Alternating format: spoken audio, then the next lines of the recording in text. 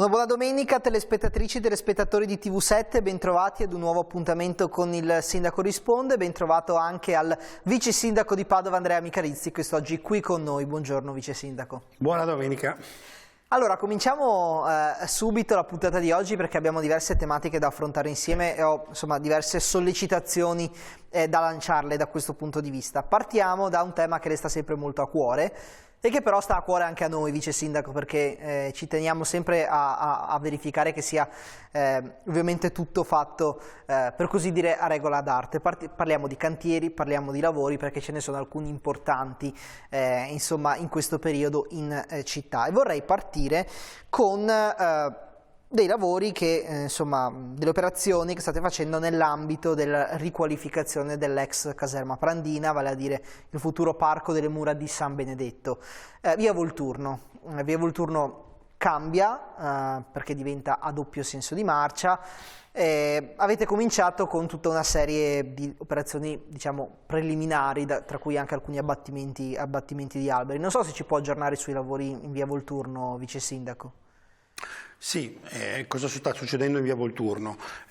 Noi, come detto, per far spazio al parco della Prandina, che è lì di fianco, oggi abbiamo la caserma della Prandina, che è un luogo inutilizzato, a parte l'area del parcheggio, è una piazza d'armi con superfici pavimentate, edifici diroccati. Di fianco c'è la via Orsini, che è una strada che corre dentro le mura, dentro il centro storico, ma è di fatto la circonvallazione interna che va verso nord, e poi ci sono le mura. E di qua poi abbiamo via Volturno, che è la circonvallazione. Noi, per realizzare il Parco delle Mura sull'ex caserma Prandina, realizzeremo il Parco delle Mura, ristruttureremo 3 edifici, gli altri li elimineremo, realizzeremo anche un parcheggio più grande di quello che c'è adesso, un parcheggio drenante, e faremo un parco da 50.000 metri quadri. Non utilizzeremo solo l'area della Prandina, utilizzeremo anche la strada che stiamo vedendo. Questa strada non esisterà più, la freseremo e sarà un parco lineare lungo le mura. E quindi anche una situazione, ne parlavamo la settimana scorsa, dove restituiamo un'area che dal punto di vista ambientale è meglio di prima, da una strada asfaltata e pavimentata, esattamente come anche nella caserma, a parco, superfici permeabili, verde, alberi e quant'altro. Per prenderci questo spazio da 50.000 metri quadri di nuovo verde in centro storico, dobbiamo prendere la viabilità che c'è in via Orsini e metterla su via Volturno. Facciamo una cosa, come dire, stravolgente rispetto a come funziona la città? No, perché via Volturno è l'unico tratto di circonvallazione che non va a doppio senso di marcia. Tutto il resto della circonvallazione è a doppio senso di marcia, spesso anche ad una corsia per senso di marcia. Come mai non era a doppio senso di marcia via Volturno? È così da tantissimi anni, sia chiaro, ma come mai all'epoca, secondo lei, si decise per questa soluzione? Si optò per una soluzione che manteneva la corsia del preferenziale degli autobus. Adesso io non so se è così dalle origini, ma noi abbiamo fatto uno studio molto attento, riducendo un po' la corsia degli autobus, riusciamo a tenere la via Volturno a doppio senso di marcia, attestarci in via Volturno sulla rotatoria di Corso Milano con 2 corsie, quindi anche una situazione che aiuta la viabilità, e mantenere in buona parte anche la corsia preferenziale. Tutto questo serve perché così prendiamo lo spazio, ci possiamo impossessare dello spazio da depavimentare, dove togliamo l'asfalto, le auto e quant'altro, nell'area di via Orsini della Prandina, per realizzare un parco da 50.000 metri quadri. A farne le spese, però, scusi se la interrompo, sono stati 4 alberi. Sì, infatti arrivavo proprio a questo. Abbiamo studiato anche attentamente questo, perché poi noi vorremmo intervenire cercando di impattare il meno possibile sull'esistente e soprattutto sugli alberi. 10 sono gli alberi che sono in strada, tutti gli alberi di via Volturno, quasi tutti, sono sul marciapiede e quindi sono al sicuro rispetto alla viabilità, ai parcheggi e le interferenze, insomma, col traffico. Questi sono alberi che sono stati piantati, diciamo, una trentina d'anni fa. Ci sono l'alberatura preesistente, ne sono rimasti 10 esemplari e sono invece in strada. 6 di questi, la maggior parte, riusciamo a tenerli con accorgimenti. 4 purtroppo sono proprio in traiettoria e ne fanno le spese rispetto ad una trasformazione che però è tutta indirizzata, come dire, sulle linee della sostenibilità e dell'ambiente, perché dall'altra parte ricaviamo 50.000 metri quadri di parco e per far questo, insomma, abbiamo bisogno di prenderci lo spazio su via Volturno, che torna a doppio senso e quindi ripropone esattamente lo stesso schema che c'è sulla circonvallazione. Avremo dei benefici sulla viabilità e comunque anche di carattere generale, cioè da una parte manteniamo l'impostazione che il traffico di attraversamento sta fuori dalle mura, avviene in tutta la circonvallazione tranne che in via Orsini. Voi ve lo immaginate se dovevamo fare il parco della Prandina, il parco delle mura, con una strada in mezzo.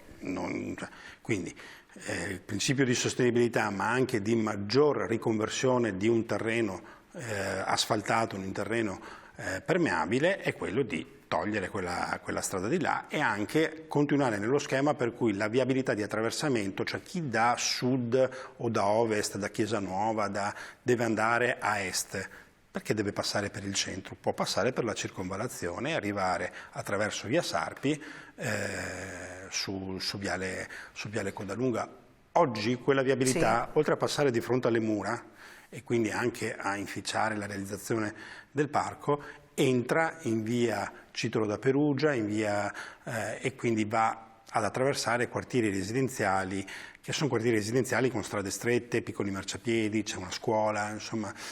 Tenere fuori la viabilità ci aiuta in questa direzione. Faccio una piccola digressione, Vice Sindaco, ne approfitto visto che abbiamo marginalmente toccato il tema ed è un po' che non ne parliamo.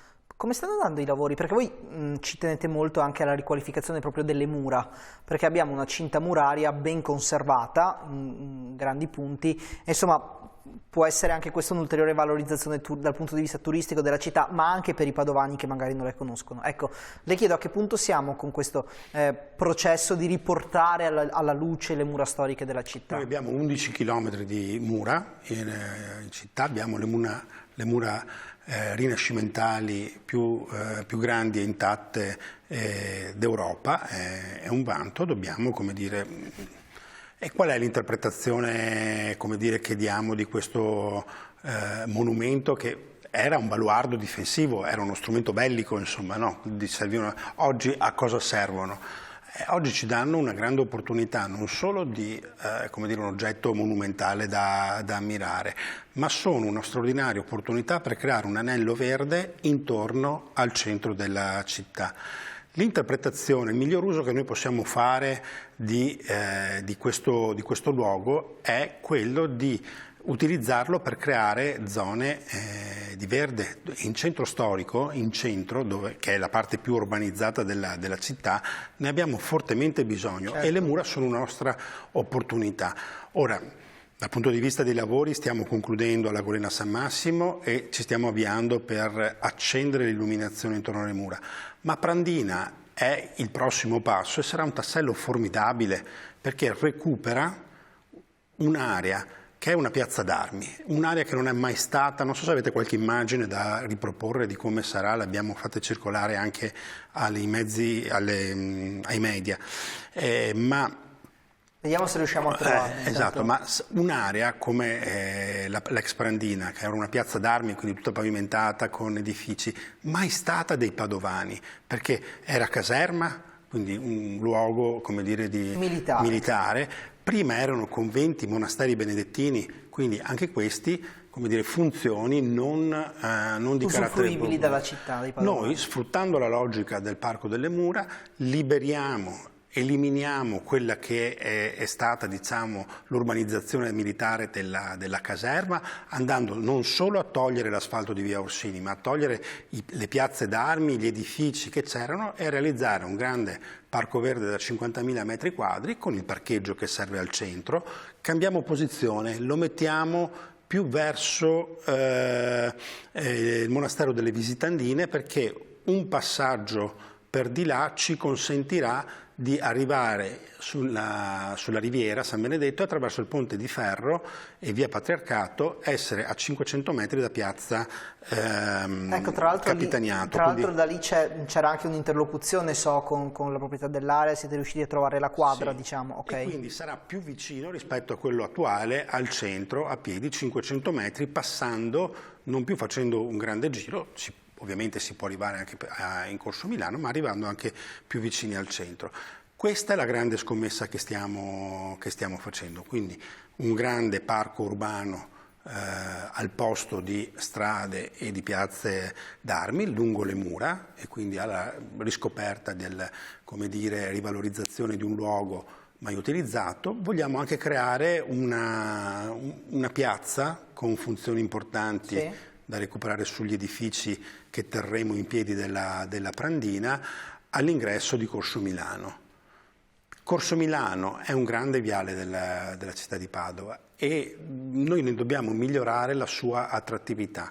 Un grande contesto, una grande piazza, certo dove passa il tram e anche un po' di viabilità, ma che si appropria di alcuni luoghi, proprio quelli della Prandina. Ma le chiedo, vice sindaco, cioè l'idea finale è quella comunque che Corso Milano sia, certo, una parte importante del centro storico, ovviamente, perché insomma è all'interno delle mura, però sempre meno auto, sempre più pedoni. Cioè, una volta si parlava anche di questo progetto un po' avveniristico di Corso Milano pedonale, ok? Voi ci farete passare il tram, però l'idea è anche quella di togliere le auto da Corso Milano? No.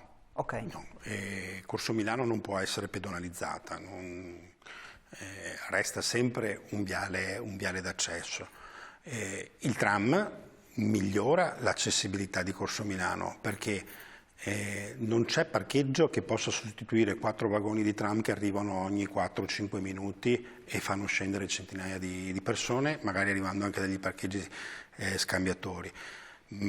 Ma non possiamo, come dire, sostituire la funzione di accesso di Corso Milano al centro, quindi il tram la mitigherà o offrirà un'opportunità. Speriamo non la intasi, vice sindaco. No, perché anzi dove passa il tram noi, le prove, non le previsioni, danno meno 40% come dire, di traffico, ma comunque un trasporto di persone. Il problema che noi abbiamo sui tram adesso e che ci chiedono gli utenti del tram è di aumentare i vagoni, perché tanta gente lo usa e quindi dal punto di vista del vettore di persone è molto efficiente da questo punto di vista.